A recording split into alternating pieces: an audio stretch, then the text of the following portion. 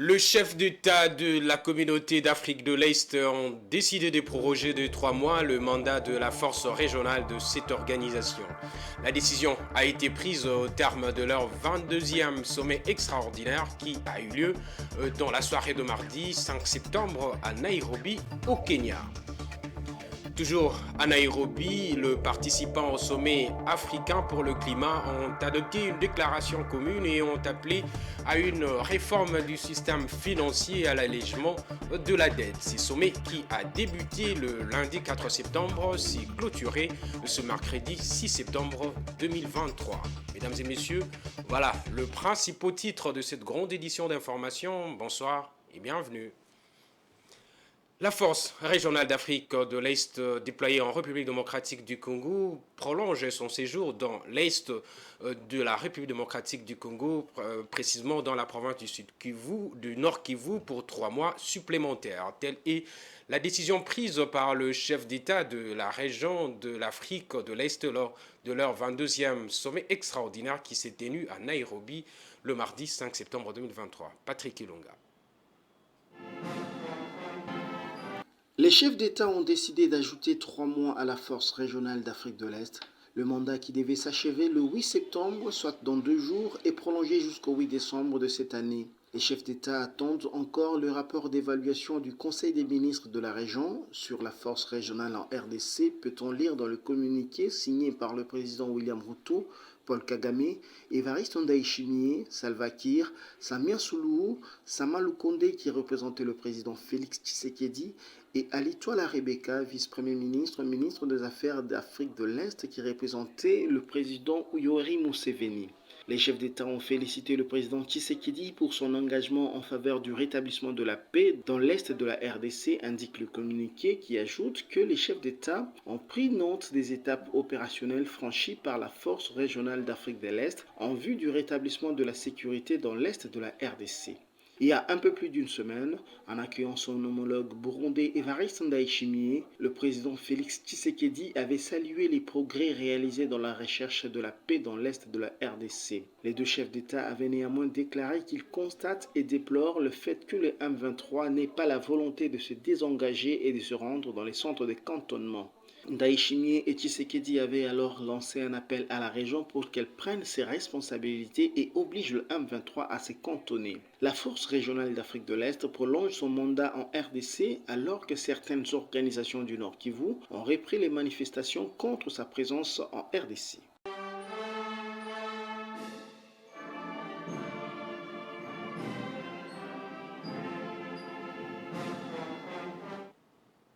Quittons Nairobi pour la province du Haut-Katanga où une commission ad hoc va enquêter sur l'incendie qui a ravagé la ferme Jambo sur la route Kalenga. Des mesures ont été également prises pour infléchir davantage la courbe de criminalité et mettre hors état de nuire les jeunes deux Évry qui se compromettent sur certaines artères de la ville de Lubumbashi. Le ministre provincial de l'Intérieur et Sécurité, Héritier Kyungu Kibui, fait le point de la réunion du Conseil de sécurité de cette province qu'a pu faire. Suivez-les. Dans sa communication, le gouverneur de province s'est adressé essentiellement aux responsables des services de sécurité et de maintien de l'ordre public, à qui il a instruit de redoubler d'efforts pour infléchir davantage la courbe de criminalité sur l'ensemble de la province. Il a par ailleurs rappelé aux responsables de l'armée et de la police de multiplier des séances de sensibilisation face en effet à une sorte de gâchette facile qui semble se développer auprès des hommes de troupe. 2. Situation sécuritaire. Pour sa part, le ministre provincial de l'Intérieur et Sécurité a fait le point sur l'évolution de la situation sécuritaire.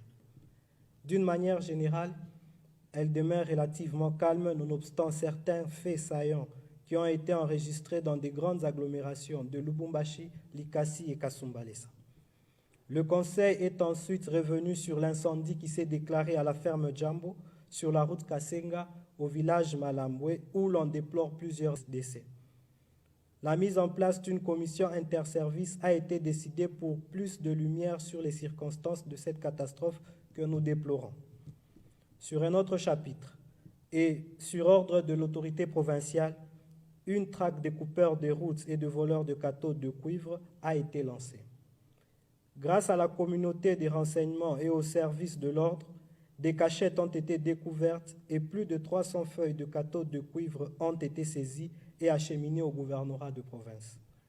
Les services de sécurité ont été instruits à ne ménager aucun effort pour démanteler tous les réseaux mafieux impliqués dans cette criminalité économique. 3. Divers. Dans les divers, le Conseil a examiné la situation des jeunes désœuvrés qui pilulent sur les artères de la ville de Lubumbashi, arrachant des biens de valeur aux paisibles citoyens, parfois même avec la violence. Des nouvelles mesures ont été arrêtées et tout sera fait pour les mettre hors d'état de nuire. Changeons de chapitre à présent pour parler de la santé, la gratuité de la maternité et la prise en charge sanitaire de nouveau-nés par l'État congolais. Le chef de l'État, Félix Antoine Tshisekedi Tshilombo, a lancé officiellement le mardi 5 septembre cette action dans le cadre de son vaste programme de la couverture santé universelle en République démocratique du Congo. La cérémonie s'est déroulée à l'hôpital militaire de Kanchachi. 300 hôpitaux de Kinshasa, province pilote de la gratuité des accouchements, sont prêts pour accueillir les femmes enceintes à partir de consultations prénatales. Suivez cet élément. Plus question d'être retenu dans les hôpitaux à cause de moyens financiers après l'accouchement d'un nouveau-né, car le président de la République vient d'officialiser son vaste programme de la gratuité des accouchements à Kinshasa. Cette gratuité des maternités, souhaitée par le président de la République et chef de l'État, mettra fin de manière définitive à la situation où des accouchés étaient retenus en otage ou séquestrés en raison de l'incapacité de payer. C'est l'essence même de l'intervention de santé publique que nous lançons aujourd'hui et dont Kinshasa constitue la première phase de déploiement avant de s'étendre très prochainement à d'autres provinces. Ces programmes de la gratuité des accouchements nécessitent des moyens financiers conséquents. Pour ce faire, le gouvernement a déjà décaissé une somme importante et prévoit de mobiliser encore davantage. Le gouvernement a déjà investi 42 millions de dollars dans cette initiative et un budget de 200 millions de dollars est prévu pour l'année 2024. Cette étape symbolise le début de la mise en œuvre de la couverture santé universelle, un projet ambitieux visant à garantir l'accès à des soins de santé de qualité pour tous les citoyens de la RDC, en commençant par la prise en charge gratuite des accouchements. Pour le chef de l'État, les difficultés financières ne pourront plus constituer un obstacle pour les femmes enceintes, les accouchés et le nouveau-né. En ce jour du 5 septembre 2023, je suis heureux d'annoncer le lancement du programme de gratuité des accouchements dans la ville de Kinshasa, qui est le premier paquet de soins de notre mise en œuvre de la couverture santé universelle.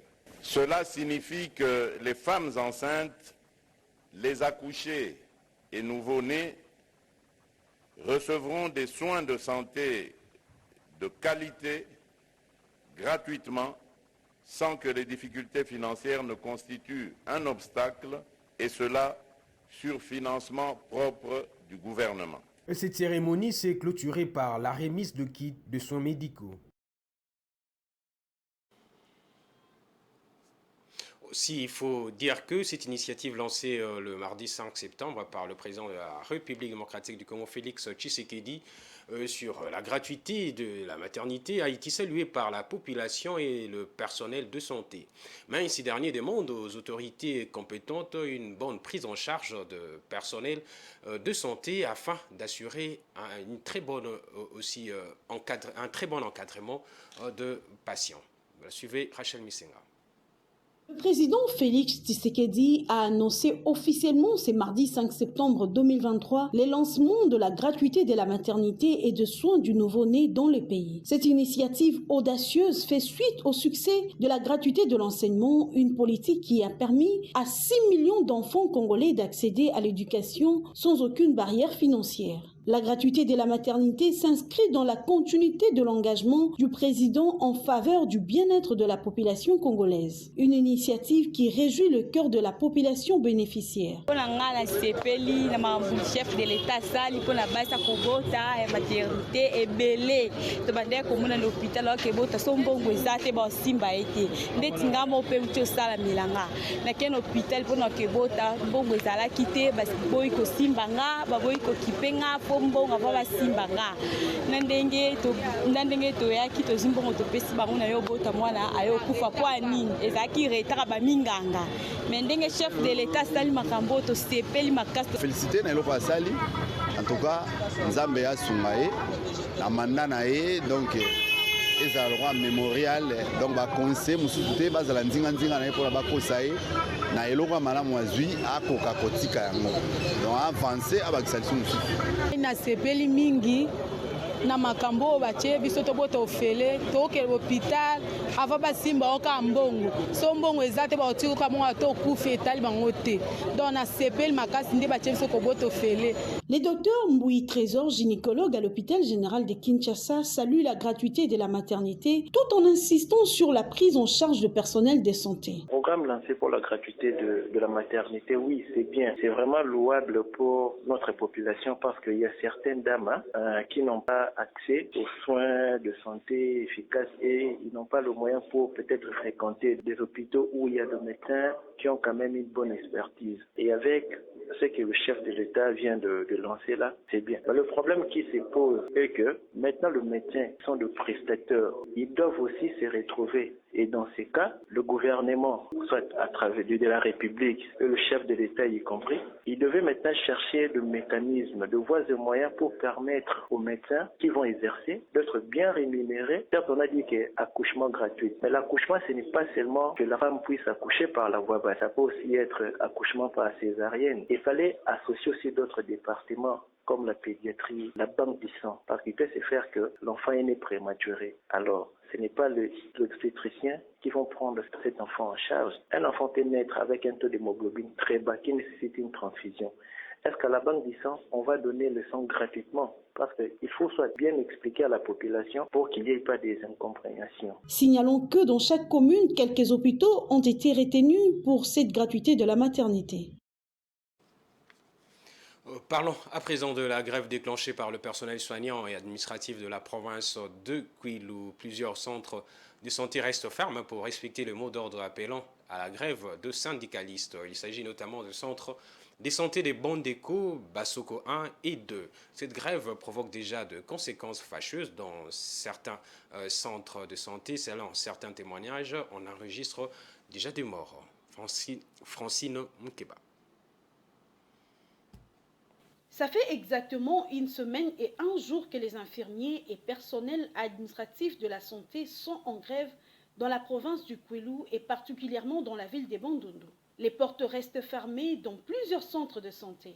À l'hôpital général des références de Bandundu, par contre, un service est organisé et un médecin présent pour combler les vides créées par l'absence des infirmiers et personnels administratifs. Lundi dernier, une femme ayant donné naissance aux jumeaux a perdu la vie alors qu'il lui fallait une transfusion. Tâche spécifique aux infirmiers.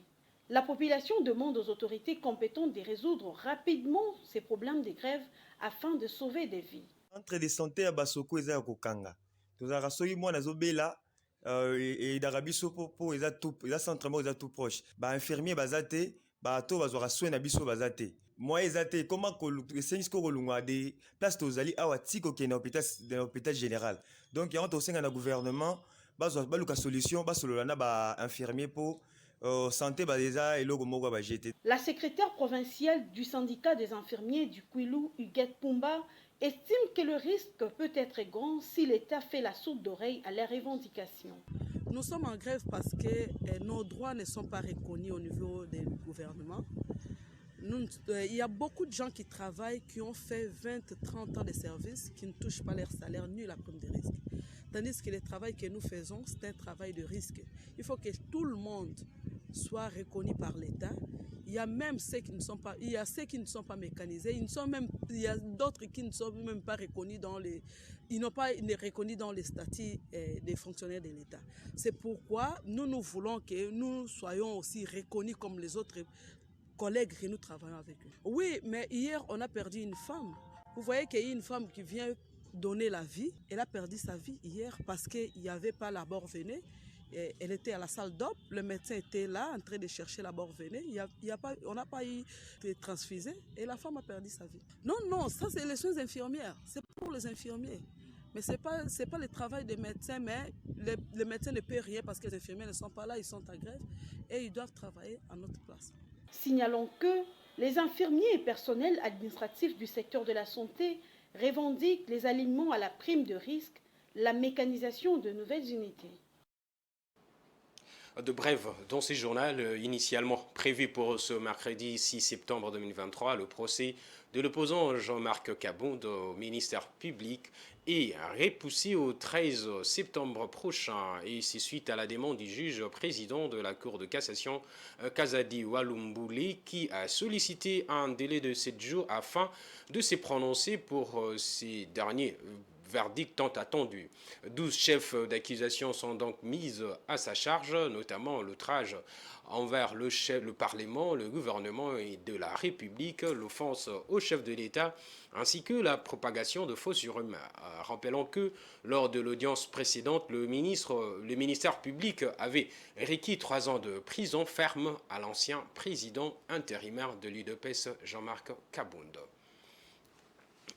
Une autre brève pour cette semaine, allant du 4 au 9 septembre 2023, le prix de principaux produits miniers d'exportation de la République démocratique du Congo affiche une tendance haussière sur le marché international. Selon la Commission nationale de mercuriel du ministère du Commerce extérieur, le cuivre est en hausse à 8 377 $ américains la tonne contre 8 269 $ américains la tonne la semaine précédente. De même, le cobalt affiche une tendance haussière à 32 733 $ américains la tonne contre 32 728 $ américains la tonne la semaine passée. Le seul produit qui affiche une tendance baissière seul sur le marché international cette semaine, c'est l'éthanol qui se négocie à 249 kg et contre 249 kg. Voilà, passons à un autre sujet. Rentrée scolaire 2023 a été effective au Kasaï central. C'est le constat fait par le vice-gouverneur de la province du Kasaï central au terme d'une ronde effectuée dans quelques établissements scolaires publics et privés de cette province. Francine Moukeba. Ça va bien, merci. Bienvenue. Le vice-gouverneur faisant fonction du gouverneur des provinces en mission s'est dit satisfait de l'effectivité de la rentrée scolaire année 2023-2024. C'est lundi 4 septembre 2023 après une ronde faite dans quelques écoles du chef-lieu du Kasaï central. Et qui sont contents de la reprise des classes aujourd'hui, pour aujourd'hui. Martin Makita Fwamba a, au nom du gouverneur John Kabeashikaï, salué de vive voix la fluidité des élèves ainsi que des opérateurs pédagogiques de sa province, trouvés chacun à son poste de travail. Soucié de valoriser la gratuité de l'enseignement prôné par le chef de l'État congolais, Félix-Antoine Tshisekedi Tshilombo, le vice-gouverneur a interpellé tous les intervenants du secteur éducationnel au respect strict des instructions et dispositions prises par la hiérarchie. Vous l'avez constaté avec moi que la rentrée scolaire dans la province du Kasaï central, précisément à Kananga, a bel et bien eu lieu. Les enfants ont répondu, les enseignants ont répondu et nous sommes très contents. Lançons un appel aux parents qui traînent encore avec les enfants. C'est la gratuité à l'école primaire, au secondaire. Tous les enfants ont répondu. Nous sommes très contents de la rentrée qui est vraiment une rentrée effective dans la province du Kasaï central. J'ai donné des conseils aux enfants d'être attentifs à l'école, d'être réguliers et de poser des questions aux enseignants sur la matière qu'ils n'ont pas bien compris. Il faut préciser que Martin Makita a promis de faire des suivis permanents sur toute l'étendue du Kasaï central pour se rassurer de l'applicabilité de la gratuité de l'enseignement des bases. Dernier du groupe avec 0 points avant l'arrivée du sélectionneur Sébastien Desabre, le Léopard Football de la République démocratique du Congo sont en tête de leur groupe avec 9 points.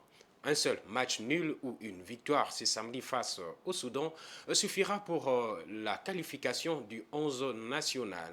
À 72 heures de leur dernier match qualificatif, l'équipe nationale de la RDC qui affiche déjà complet avec le dernier arrivé multiplie de séances d'entraînement pour la victoire finale. Dieudonné Boinali. Cédric Bakambu, Joris Kayembe et Jackson Moleka ont rejoint la tanière mardi tard dans la soirée. Les Léopards sont désormais à 28. Avec ces 3 dernières arrivées, l'équipe nationale de football de la République démocratique du Congo affiche désormais complet à Kinshasa, où elle se prépare au stade des Martyrs afin de négocier sa qualification à la phase finale de la CAN Côte d'Ivoire 2023, ce samedi 9 septembre face au Soudan. Pour ce faire, les hommes de Sébastien Desabre, poussés par les 12e hommes, sont déterminés à relever ces défis à une journée de la fin des matchs éliminatoires. Pour accéder au stade des Martyrs et assister au match, il faudra débourser au moins 10 000 francs congolais, soit 4 $ américains, rien que pour les pourtours, et 20 000 francs congolais, soit 8 $ américains, pour occuper une place dans la tribune latérale. Montant jugé très exorbitant et hors des prix par les amoureux du ballon rond, habitués à payer 2 000 et 10 000 francs congolais. Du côté de l'organisateur, le comité de normalisation de la Fédération congolaise de football association CONOR, c'est un moyen de protéger et d'empêcher les fumeurs de chanvre, voyous, SDF, vagabonds et Koulouna d'accéder dans cette infrastructure sportive récemment réhabilitée par le gouvernement avec le concours du trésor public. Si vous n'avez pas de moyens pour aller au stade, sachez que le match RDC-Soudan sera retransmis en direct à la télévision nationale. Une autre façon de vous informer, c'est aussi à travers les informations produites au niveau international. Place à la page internationale.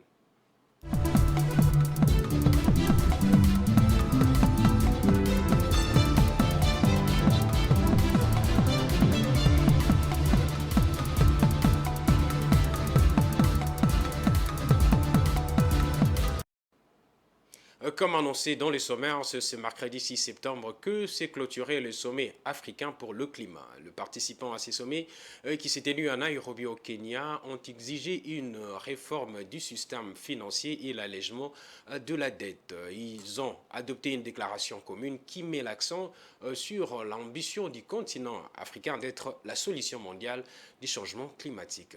Africa News.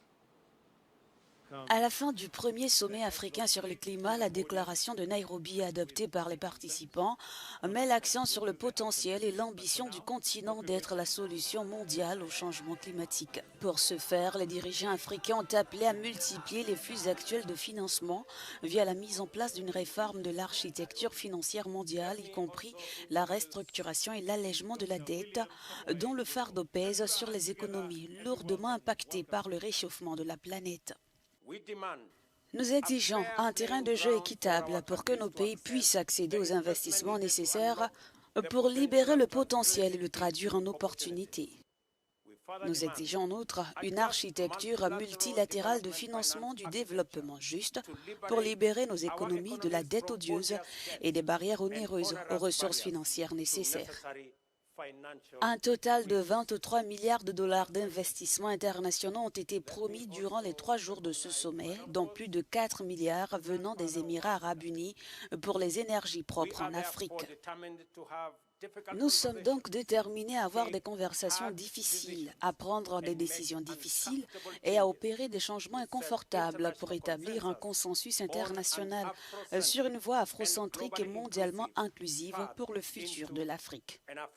Plusieurs dirigeants du continent, mais aussi Antonio Guterres et l'émirati Sultan Al-Jaber, ont appelé à une réforme du système financier international pour l'adapter aux exigences de la lutte contre le réchauffement climatique. Et puis l'Égypte souhaite accélérer le développement de son tourisme de plaisance à travers la mise en œuvre de procédures et de plateformes numériques. Le pays ambitionne de stimuler son tourisme de 30% par an au cours de 5 prochaines années. Africa 24. L'Égypte, destination touristique prisée du continent, renoue avec la relance du tourisme. Selon les autorités égyptiennes, la terre des pharaons aurait accueilli 11,7 millions de touristes en 2022, soit un taux de croissance de 28%. Le pays espère améliorer ces chiffres à travers la mise en place de stratégies numériques visant à optimiser le tourisme de plaisance et à exposer ses potentialités. Électronique ou numérique de façon générale telle que implémentée par le ministère du Tourisme au niveau de l'Égypte permet quand même de faire la mise en relation entre l'offre et la demande. Et donc ça apporte d'abord l'information sur le pays, sur le potentiel du pays. Et cela permet de créer de la valeur, de mettre en lumière le pays sur son potentiel touristique et non seulement de comprendre, de faciliter la mise en relation, l'acquisition de ces ressources comme en touristique. Donc je crois quand même que du point de vue économique, ça donne plus d'ouverture au pays et plus l'accès facile à l'information permet une prise de décision plus ou moins facile et la mise en relation pour faciliter les échanges économiques. Donc, selon les données de la Banque centrale d'Égypte, en dépit de la pandémie Covid-19, de la crise russo-ukrainienne et des changements climatiques observés ces dernières années, l'Égypte a enregistré une hausse des recettes touristiques de 164,52% au titre des 9 premiers mois de l'exercice 2021-2022. Cela apporte naturellement une valeur ajoutée pour l'économie du tourisme et par conséquent l'économie de l'Égypte de façon générale. Donc une plateforme numérique électronique de mise en relation entre l'offre et la demande ne fait que augmenter les échanges économiques et par conséquent apporter une croissance dans le secteur du tourisme en particulier, de façon générale dans le secteur, dans l'économie en général. Donc ça dynamise un peu les échanges et ça favorise l'éclosion du secteur et avec des valeurs ajoutées dans l'économie de l'Égypte. Les recettes touristiques égyptiennes ont augmenté de 43,5% au premier trimestre de l'exercice 2022-2023 pour atteindre un record de 4,1 milliards de dollars selon les autorités égyptiennes. Pour améliorer la contribution du secteur touristique dans l'assiette fiscale, le gouvernement égyptien ambitionne une hausse de 30% de visiteurs par an d'ici à 2028. Ce journal touche à sa fin, place au rappel de titres. Le chef d'État de la communauté d'Afrique de l'Est ont décidé de proroger de 3 mois le mandat de la force régionale de cette organisation. La décision a été prise au terme de leur 22e sommet extraordinaire qui a eu lieu dans la soirée de mardi 5 septembre à Nairobi au Kenya. Toujours à Nairobi, les participants au sommet africain pour le climat ont adopté une déclaration commune et ont appelé à une réforme du système financier à l'allègement de la dette. Ce sommet qui a débuté le lundi 4 septembre s'est clôturé ce mercredi 6 septembre 2023. Voilà, c'est tout pour ces journaux, mesdames et messieurs. Merci pour votre aimable attention. Restez branchés sur le programme de Géopolis TV.